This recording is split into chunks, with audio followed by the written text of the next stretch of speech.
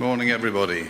I'm going to give you a view into our agricultural supply chain and a project that we've been deeply involved in over the last 5 years. Just as a bit of amusement, this is the first time I've gone through this deck. It came down to me this morning. Don't you love that? All 40-odd megs of it, so join me in a journey into PowerPoint. But back on track, the 15.5 program we've been successful with, so we're puffing out our chests at the moment. Very pleased with what we've done. We take sustainability very seriously. We think that we've got a responsibility to ensure we're producing our products as sustainably as possible, and I'm part of a long chain of sustainability. Just to calibrate you, PepsiCo, okay, so in this country, it's Walker's Crisps, it's Quaker Oats, it's Capella, Doritos, and across Europe, I get involved in the potato supply chain, which is 1.4 million tons. We've got 115,000 tons of oats for Quaker, all grown in this country. 70,000 tons of corn, which are grown in the sunshine in Spain, which is the best place to grow. And then 2,000 tons of nuts.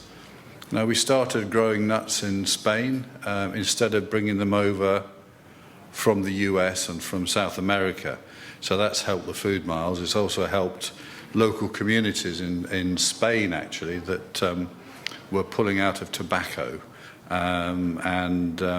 We realized that the conditions in this area of Spain was replication of what we were doing in America. So brought some experts over, grew the peanuts, and the first year, you know, this area where it doesn't rain, thanks to climate change, all the rain in Spain fell on our nuts, you know.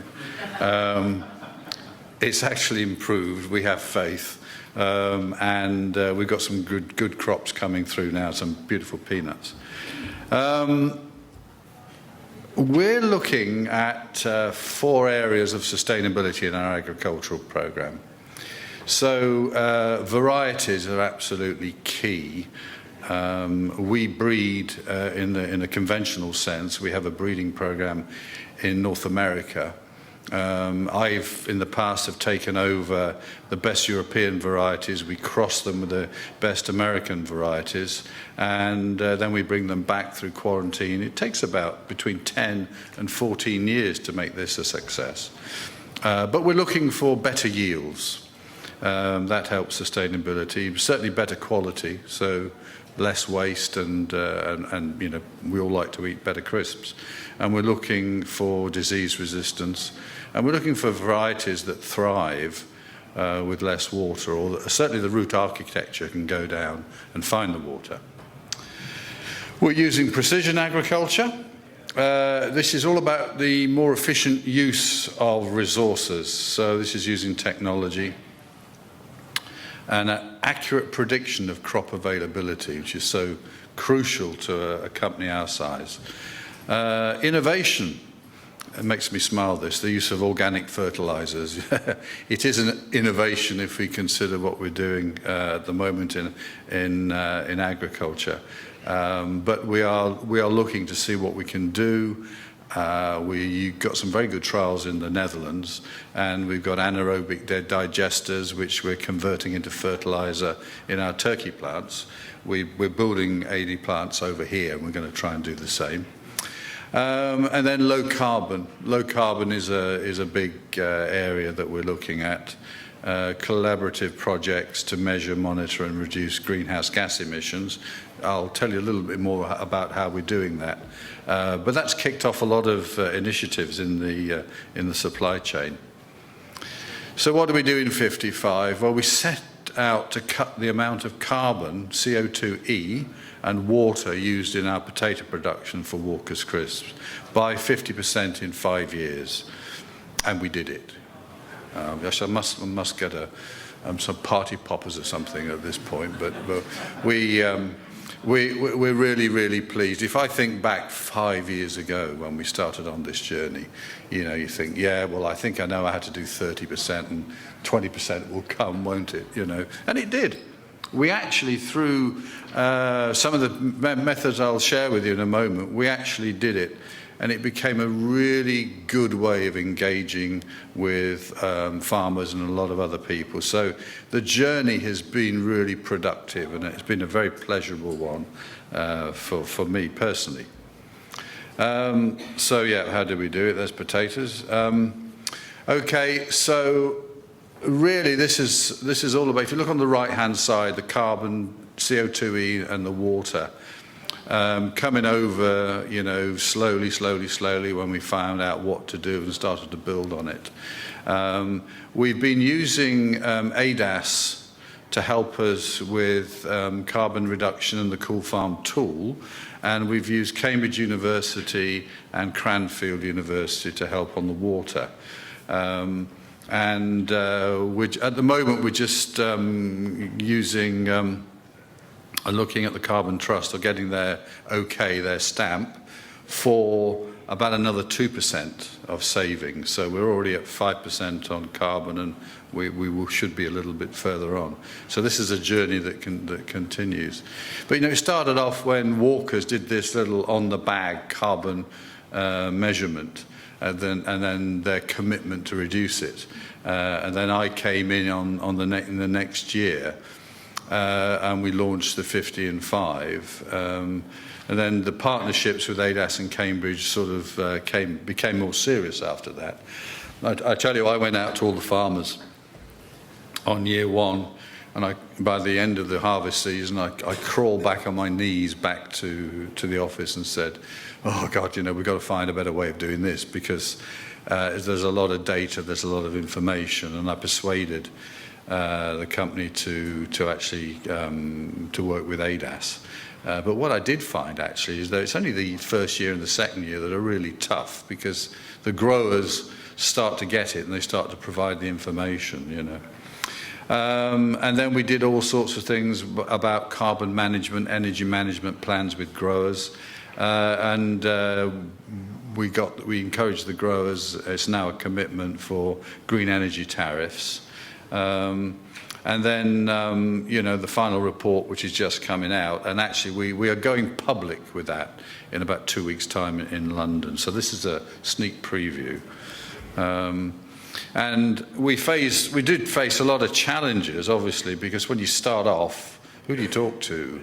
5 years ago, who's actually doing carbon reduction on the farm? So it was a kind of a pioneer working.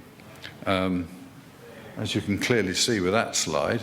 What it should show you, I'll go to this one, 17% is the carbon footprint of potato production. And when you get an LCA of that and you start to look at it, you realize that there are some spikes, there's some low-hanging fruit, all the cliches. But emissions from fertilizer production, nitrogen fertilizer production, 25%. That was one that we went for, and by sort of talking to people like Yara, we discovered that there were abated fertilizers out there that actually had a much lower carbon footprint. So we've encouraged our growers to go down that alleyway. Mechanical operations, use better diesel engines on your tractors. Irrigation pumps that used a diesel engine from a Massey Ferguson 1955 or something, get those changed for more efficient usages. And our storage, potato storage, we've done an awful lot of that. And, sort of built on those savings to achieve our aims. And so there's three ways, working with the farmers, collaboration and partnerships, and innovation. I'll read this quote from Gavin Janaway, who's a young farmer down in Hampshire, very, very passionate about his potato growing and sustainability. And he talks about the efficient use of increasingly scarce resources, and a care for the environment is the responsibility of all stakeholders in the supply chain. Working together in partnerships is the way forward for sustainable farming, and I think that's a great quote. You know, a lot of our farmers have been with us for a long time. Gavin, for instance, I've been in the business for a long time, and I remember when he was a boy trying to get into my Ford Cortina to see how many Smith's crisps I had on board, you know. He's now taken over the potato production from his father, which is fantastic. You know, if just three examples here. Suckley's Farms in Shropshire, been with us for 49 years, Smiths and Walkers. And Strawson's, 46 years, and the Spearhead Group, you know, 45 years. So, you know, we built up really good relationships with them, and I think that is key for sustainable agriculture for the future. Let's have a look at collaboration. Okay, so partnering with institutions to develop innovation, work with farmers to find practical solutions. Now, that's key to me. I've been involved in innovation with farmers for many years, and you know, we must find a practical solution. It's no good going or emailing, which is worse, a grower with some ideas on, you know, something that's academic or whatever. You've really got to get your boots on and your hands dirty and work with the growers. It's the only way for us to go forward. But then, you know, we've been sharing the findings that we've had with the collaboration and the partnerships. I mentioned Cambridge, ADAS, and Cranfield, and Wageningen if you go across the water to Holland. And then, you know, find out through workshops what works, what doesn't. So this whole concept of using more organic fertilizers is a big discussion. And, you know, developing technology. So the Cool Farm tool technology, my iPhone has an app on it, and I can, you know, hover it over a potato field, get some great snaps. They go then back into the system, and that helps us understand how that crop is developing. And that gets tried and tested by the sound agronomy and science of Cambridge. So everything we use, you know, we have to prove. So this whole partnership is and sort of using third parties to assist and help you is something that you know, we're really developing. And I never talked to an NGO before I started this program, and you know, 2 Degrees, WWF, and others, you know, now have so much expertise and have so much knowledge that we can use and share. A lot of the work is pre-competitive, you know, so it's great. Innovation now. Wave the flag for the Cool Farm tool. Can't praise this more. I can't praise it enough.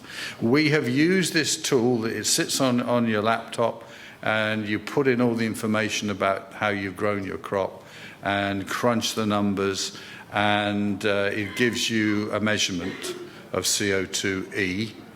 And then you can play around with it. You can say, well, if I did this and if I did that, what would that do, blah, blah, blah. And we always keep our the information from our growers. It's just between us and them. But then, you know, we show them where they are, you know, in a long list of other growers, blanked out, the name's blanked out. And they always say, well, why am I only 9th? Oh, I'm 3rd, am I, this year? That's great. You know, what have I done?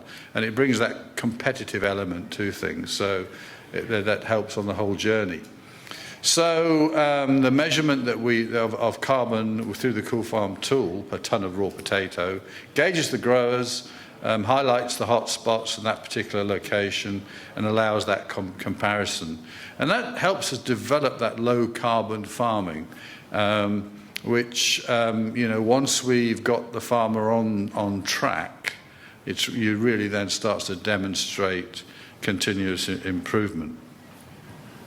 And now looking at water as opposed to carbon, we use iCrop. Now, That's Kathy Suckley, one of our growers, and she's wrestling there with a probe. It's usually down in the ground.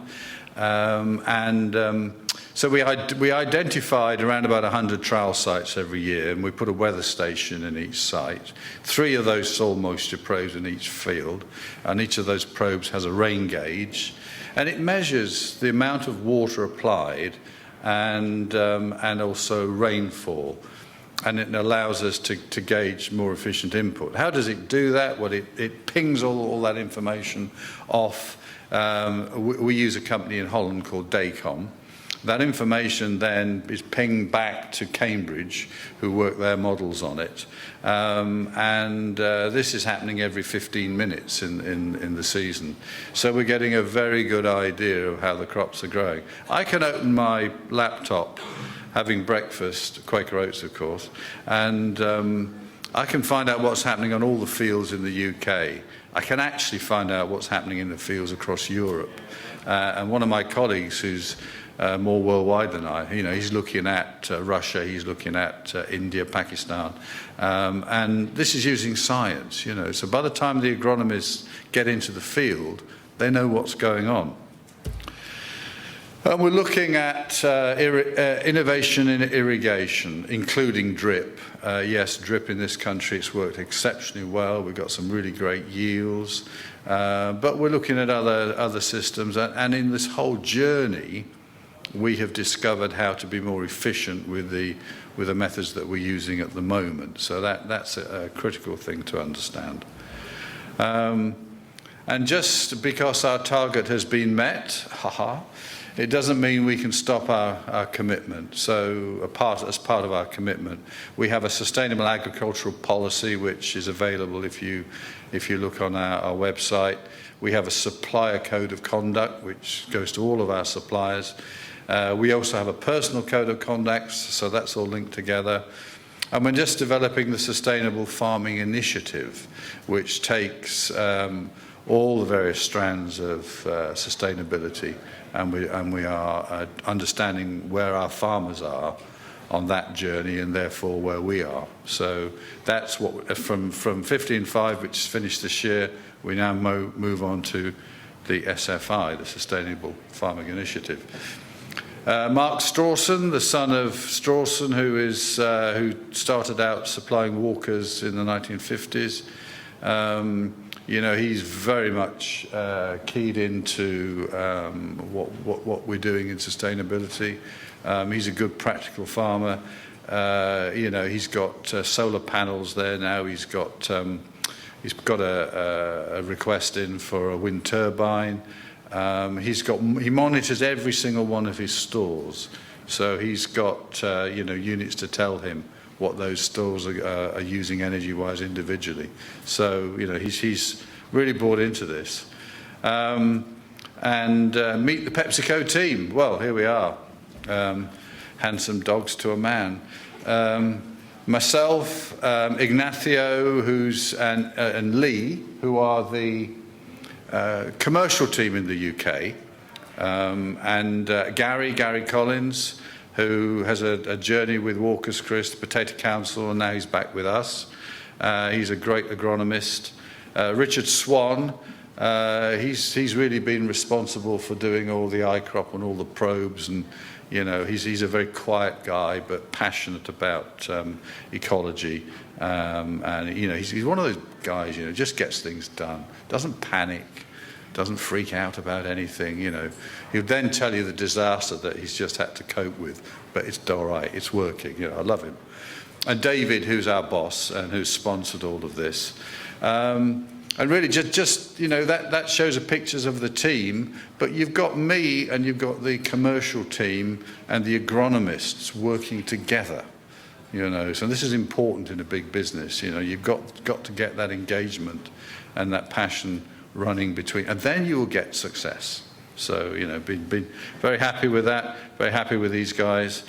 We're now exporting a lot of what we've learned out to other Pepsi owned businesses. So I'd like to leave it there, say thank you very much.